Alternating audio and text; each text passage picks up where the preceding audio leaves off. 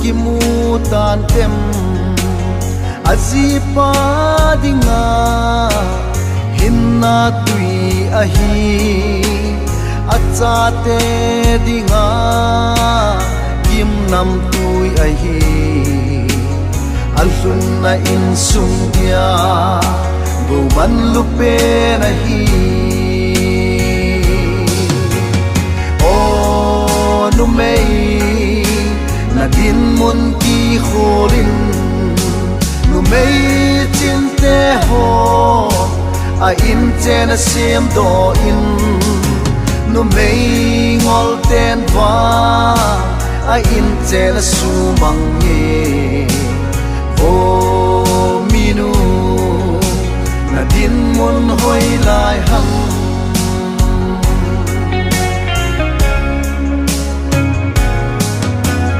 numei ching numei pha ho hi ve te mun an hun na in sung chu angol pi zing in an hun na in sung mi te ho zo se anga pat se in amai lai sel sing ye o numei na din mun ki kholin numei chin te ho a in chen a sim do in numei ngol ten va a in chen a su mang ye o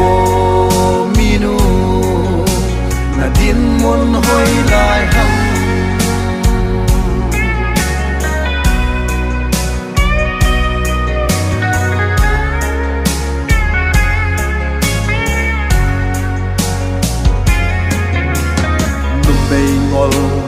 numei se ho hi ve te mun anung sang vo gel na a ki sa boy zingin alhun na in sung mi te ho zo si anga pat se in lung han mela pu zinge numei na din mun ki kholin numei chin te ho a in chen a sim do in numei ngol ten va a in chen a su mang ye